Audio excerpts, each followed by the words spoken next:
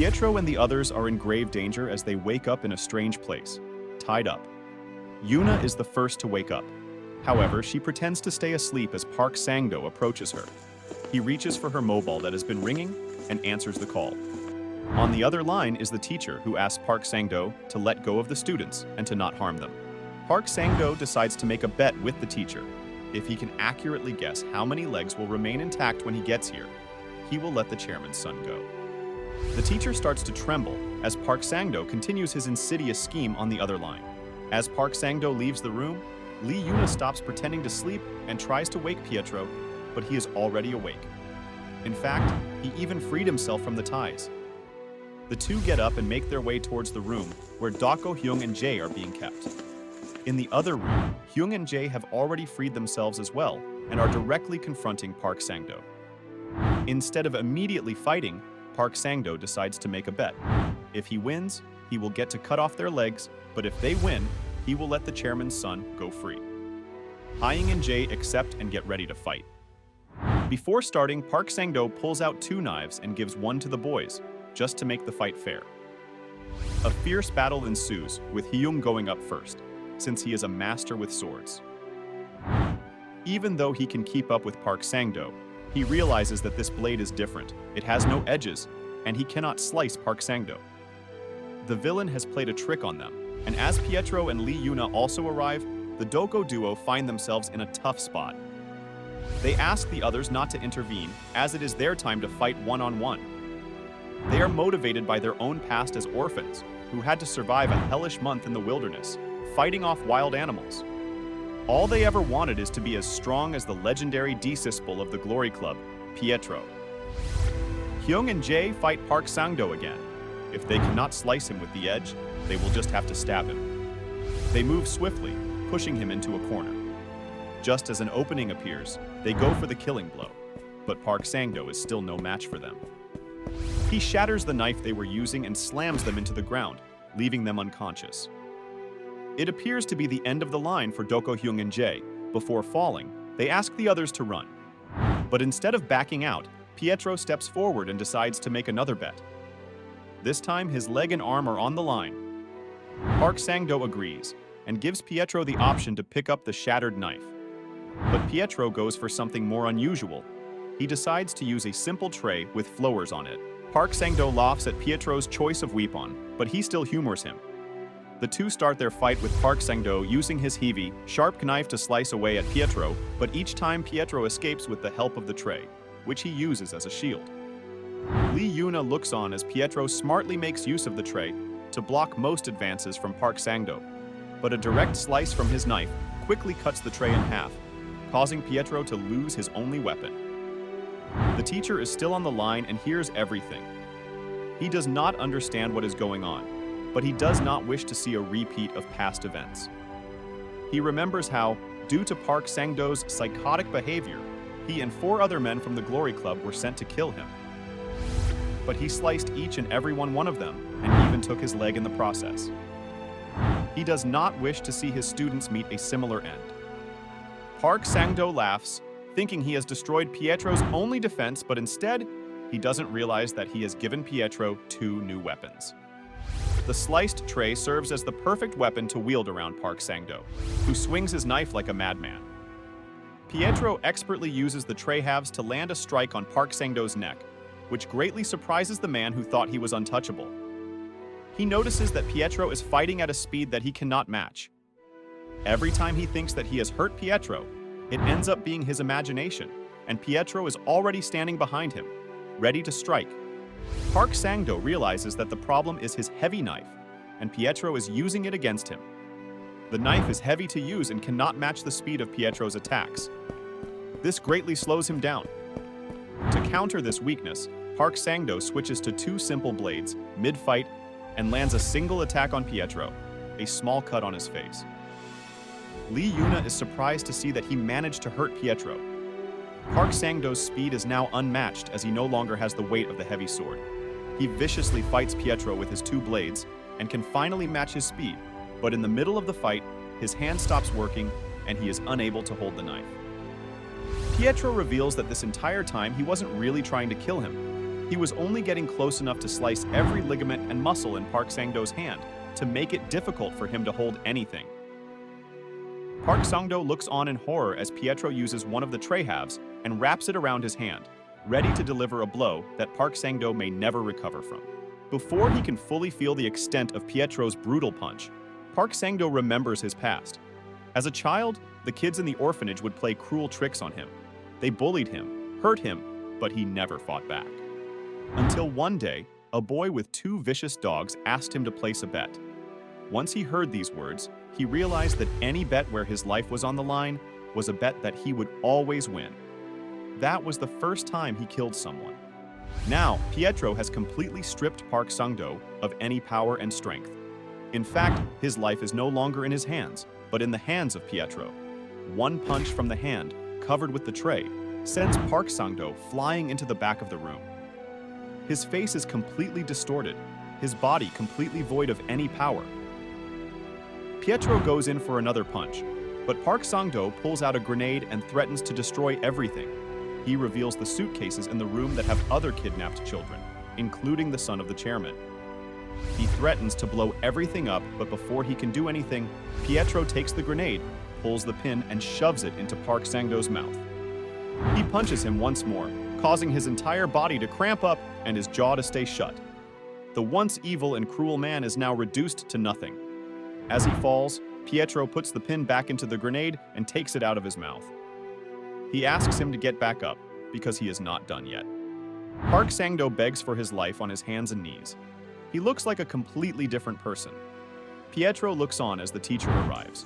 He is also shocked to see the once formidable Park Sang-do begging for his life like this. In the end, Pietro quite literally saved the day.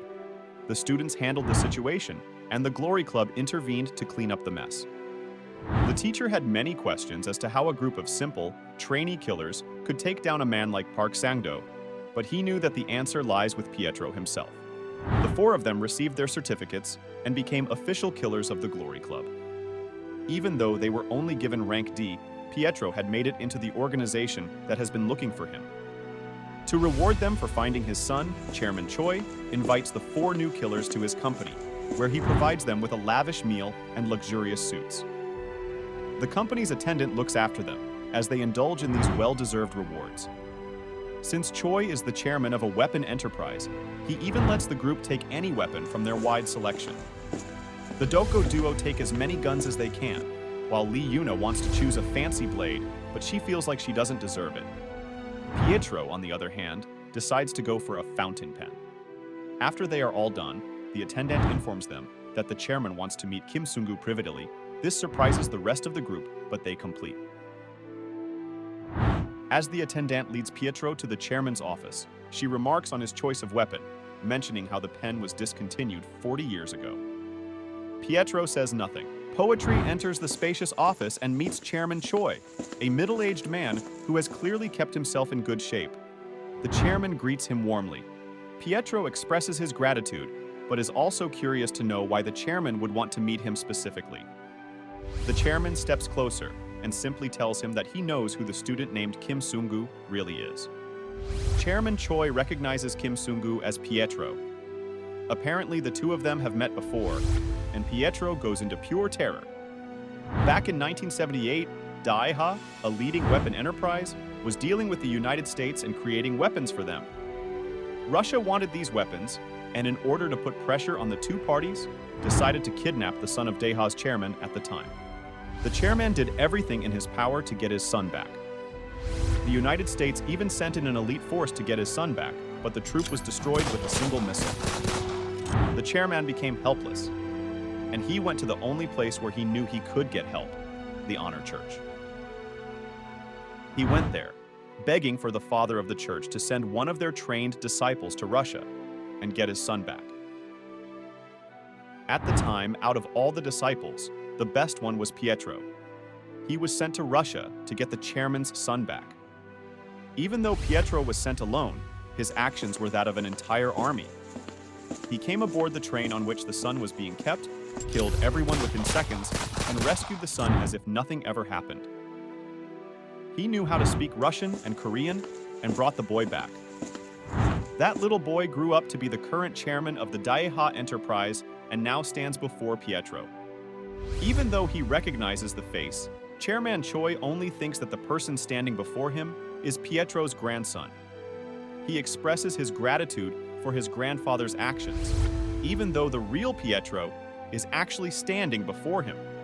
Pietro gets the scare of a lifetime, but in the end, his cover is not fully blown. The chairman presents him with a special gift, a super motorbike that can reach insane speeds and has an undercover mode that allows it to bypass cameras and GPS signals. Pietro is grateful for this kind gesture. The 4 newly assigned killers head out. Now they must attend a gathering in an honor church, a special gathering where killers of all ranks receive their missions. The 4 students, who are new on the job, arrive at the church in their best suits. When they enter, they find a swarm of killers kneeling and praying as the head priest gives a sermon. At the end, the members line up to receive a mission. Doko Hyung and Jae also stand in line, hoping to receive a high-ranking mission, but instead, they receive tokens with the word "fight" on them. Instead of giving them a proper mission, the priest mocks them. The priests of the church are no ordinary members. In fact, all of them are B-rank killers.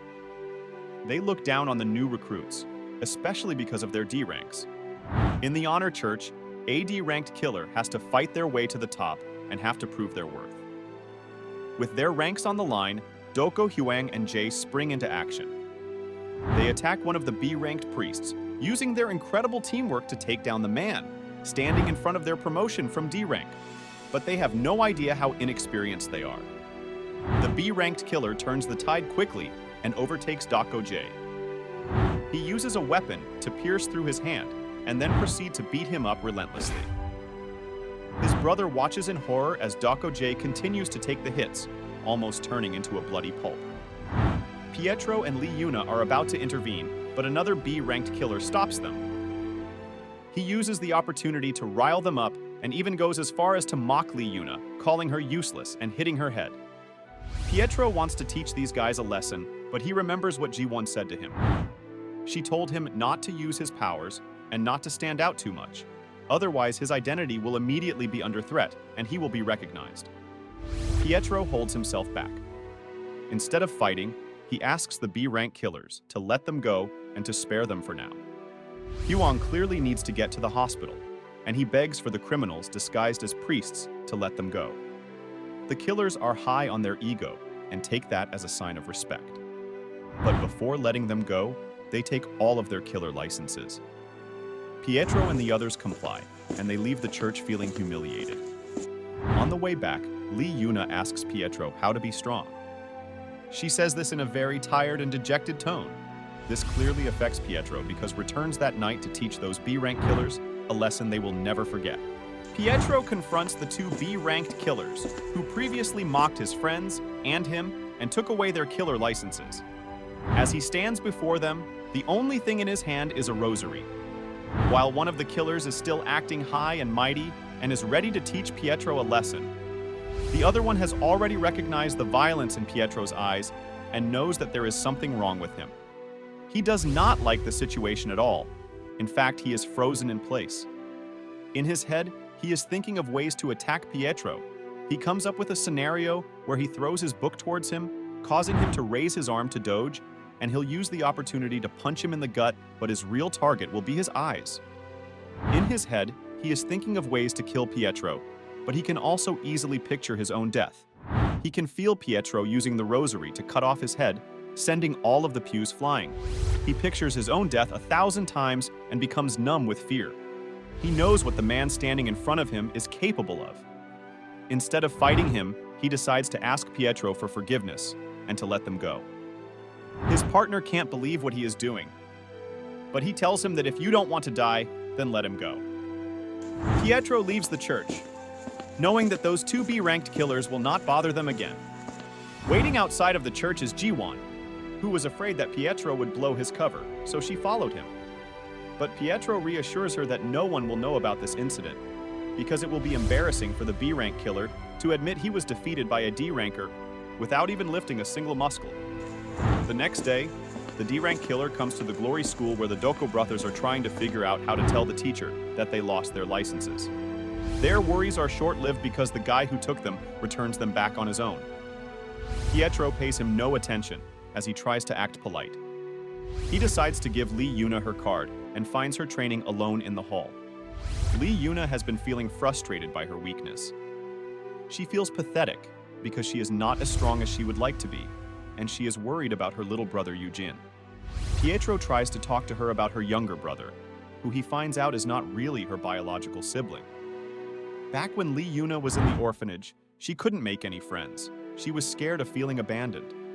But Eugene, an orphan little boy, always followed her around and looked up to her as his big sister, even though she felt angered by his constant attention and would often ask him to stop. One day, while out on a mission, she lost a lot of blood, and the members of the orphanage decided that she was not worth the trouble. They left her at the hospital without giving her proper treatment, hoping she would die from blood loss. But when she woke up in the morning, she realized a miracle had occurred. Apparently, Eugene donated blood for her, and is almost on the verge of death himself. This caused Lee Yuna to search for him and to take him in as her own brother. She realized that she did have a family, and that she needed to protect her brother, even if they weren't related. This motivates Lee Yuna to train and to get better, but she still finds herself pathetic. She holds on to Pietro and asks him to help her become stronger. Pietro already knows how he intends to help Lee Yuna. He gives her an important piece of advice. He remarks how for the most part, Lee Yuna is not really cut out to be a killer. She does not possess the key characteristics of a killer, but he noticed that she has incredibly strong eyes. He has noticed how intensely she stares at a fight in front of her, as if trying to absorb all of the skills and movesets.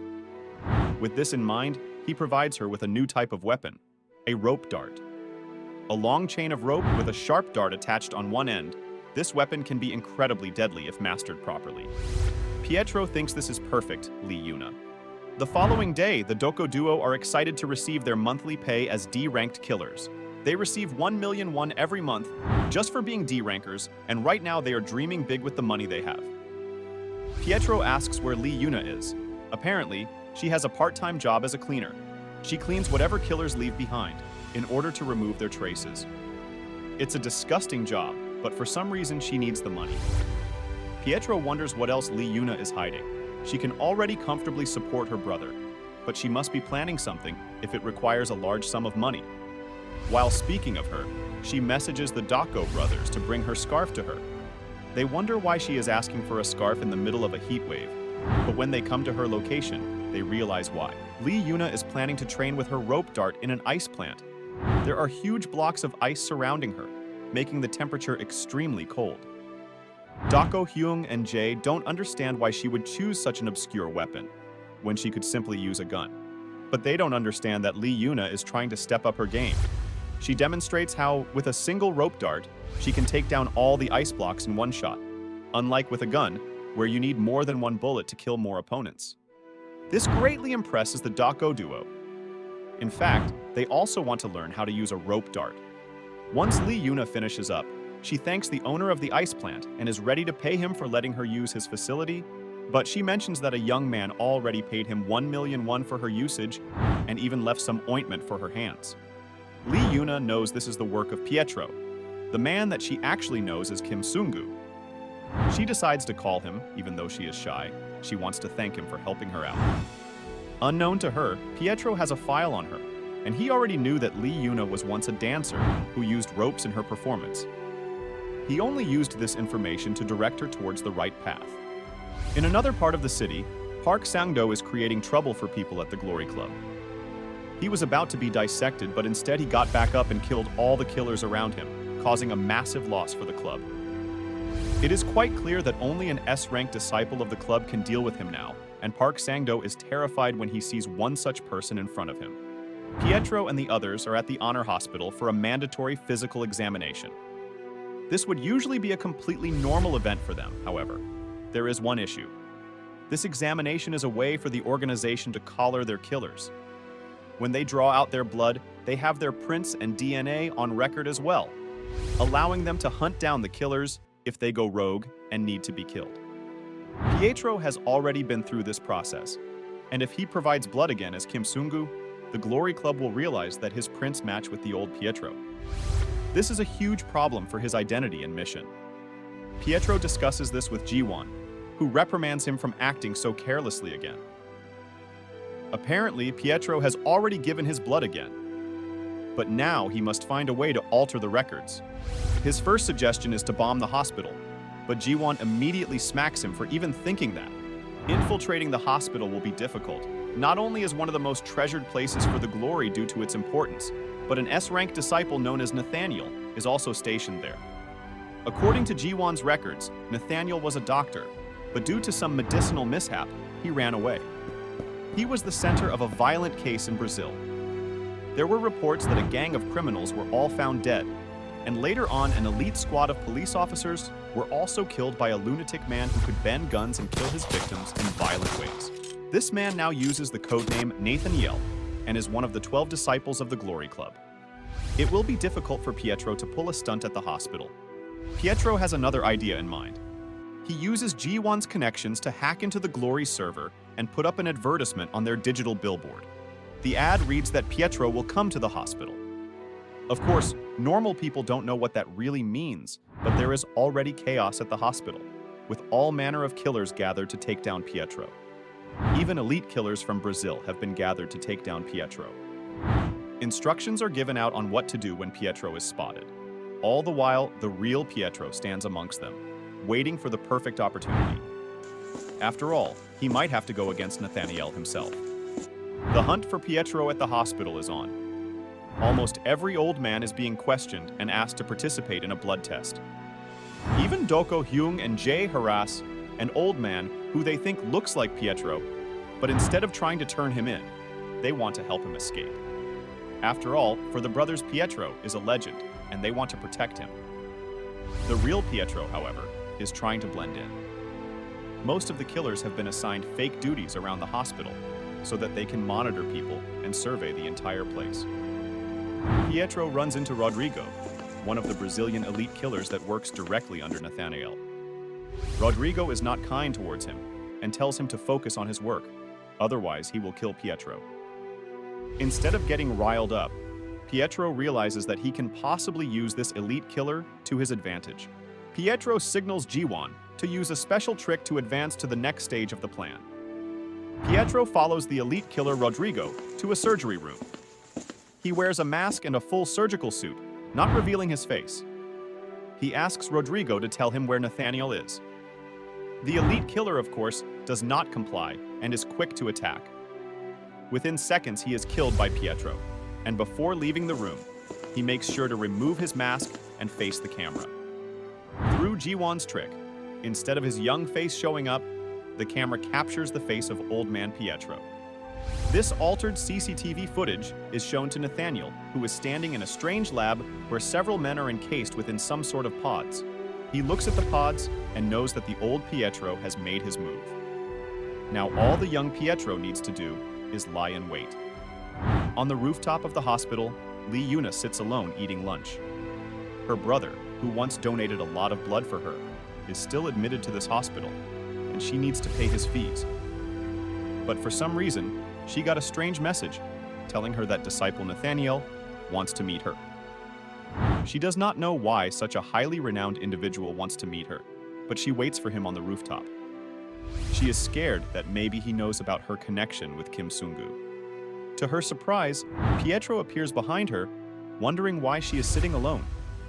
She tries her best to keep him away, but in the end, through her hunger for food, Pietro already has an inkling of Lee Yuna's purpose of waiting at the hospital. Lee Yuna explains to him how she knows that there is some sort of connection between him and the old man she was sent to kill. Not knowing the entire truth, Lee Yuna thinks that the Pietro sitting in front of him is somehow also looking for the old man she was supposed to kill. But before she continues any further, Pietro directly asks her whether she knows who Nathaniel is. Their conversation is cut short, as the real Nathaniel, the great disciple of the Glory Club, the one in charge of the hospital, shows up in front of them.